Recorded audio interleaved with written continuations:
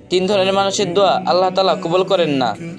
দোয়া হচ্ছে মুমিনের শক্তি, বান্দার সবচেয়ে বড় আশ্রয়। তবে কিছু দোয়া আল্লাহ কবুল করেন না। রাসূল সাল্লাল্লাহু আলাইহি সাল্লাম আমাদের এমন তিন শ্রেণীর মানুষ সম্পর্কে সতর্ক করেছেন, যাদের দোয়া গ্রহণযোগ্য হয় না। এক, যে ব্যক্তি মনোযোগহীনভাবে দোয়া করে। যখন কেউ দোয়া করে কিন্তু তার মন হৃদয় সেখানে উপস্থিত থাকে না, শুধু ঠোঁটে বলি আওড়ায়, তখন সে দোয়া আল্লাহর দরবারে ওঠে না। আল্লাহ সেই বান্দার দোয়া কবুল করেন না যার অন্তর অন্যমনস্ক থাকে। তিরমিজি হাদিস 3479।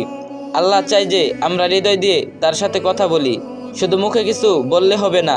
দুই, যে ব্যক্তি হারাম খায় বা হারাম উপার্জন করে।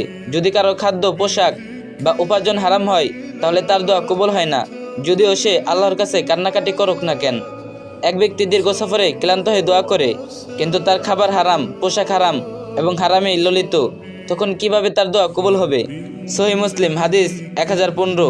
তাই আমাদের আয় হালাল কিনা, কি খাচ্ছি, কোথায় ব্যয় করছি, সব কিছুর দিকে যত্নবান হতে হবে।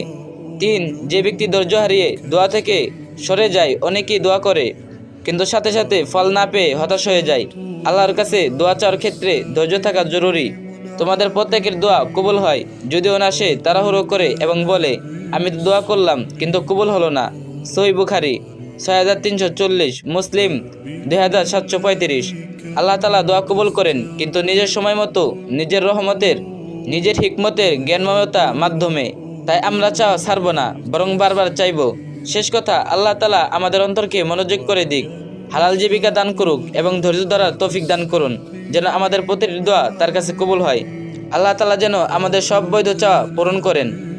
আর ভিডিওটা একটা শেয়ার করে দিন, আর যে যত পারেন বেশি কপি লিঙ্ক করে দিন।